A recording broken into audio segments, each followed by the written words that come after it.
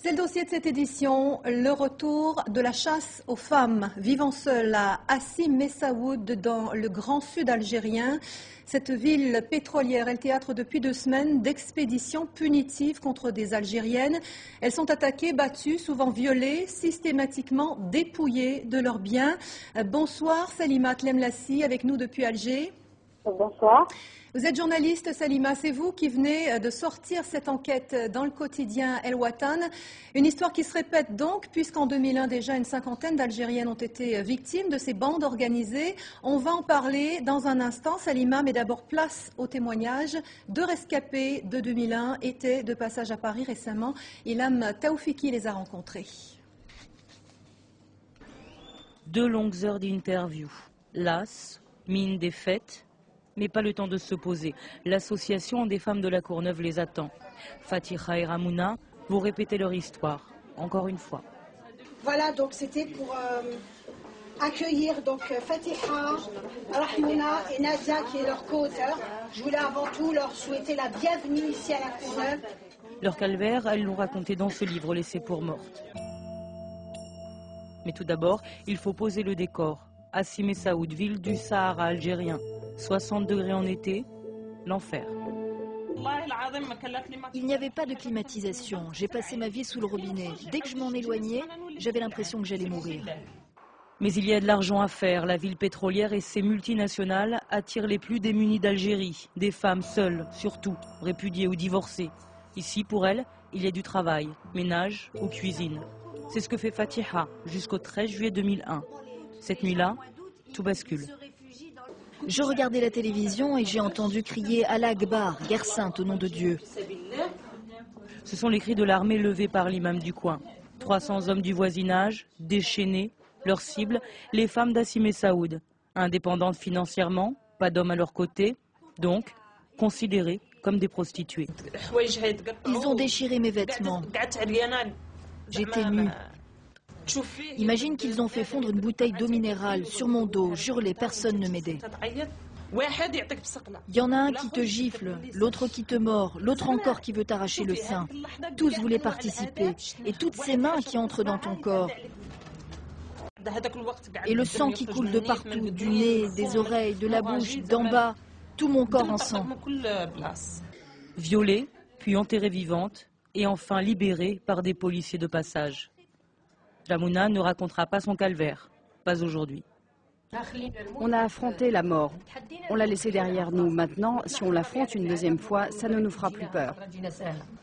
Sur les 50 femmes à avoir subi ce martyre, ce sont les 2 seules à être allées en justice. En vain. 2 condamnations par contumace, aucune indemnisation, jamais aucun démenti de la presse qui les présentait comme des prostituées. Rien. Pourtant, elles sont là, à continuer de témoigner. Nous, on veut montrer aux femmes qu'elles ne doivent pas se soumettre. Non, elles doivent continuer à se battre. Il faut que les femmes s'entraident. Il faut que la société réalise. Il faut qu'elles s'entraident pour obtenir leurs droits. Dans la rue et dans leur famille. Salima Tlemlassi, ça recommence donc aujourd'hui dans la même ville d'Hassi Messaoud. Pourquoi ?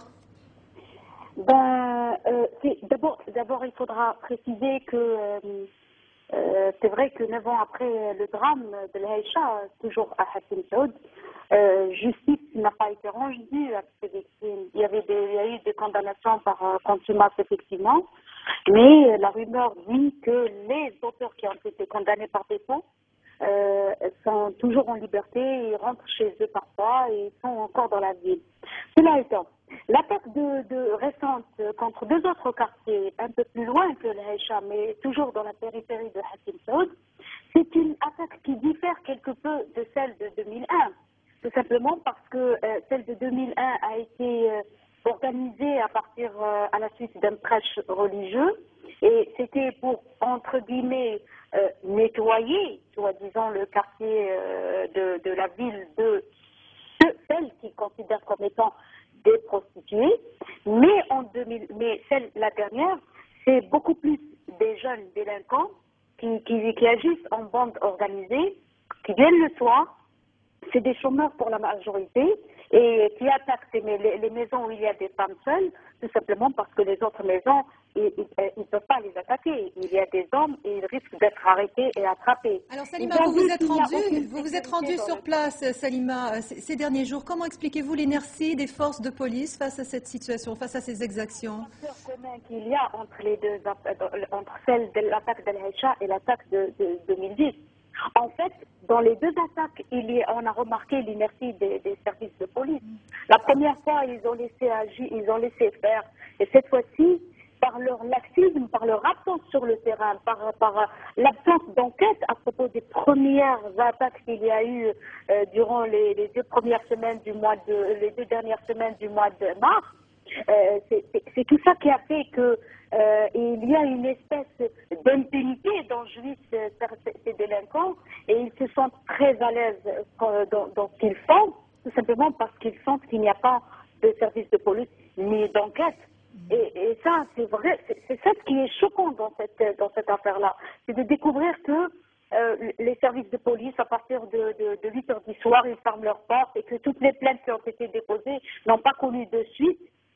Et c'est là le point en commun entre les deux affaires, parce que même l'affaire d'Al Haïcha, les policiers n'ont pas réagi rapidement. Merci Salima Tlemceni pour cette enquête très courageuse. On va suivre bien sûr sur TV5 Monde et avec vous, si vous le voulez bien, la suite de ces événements.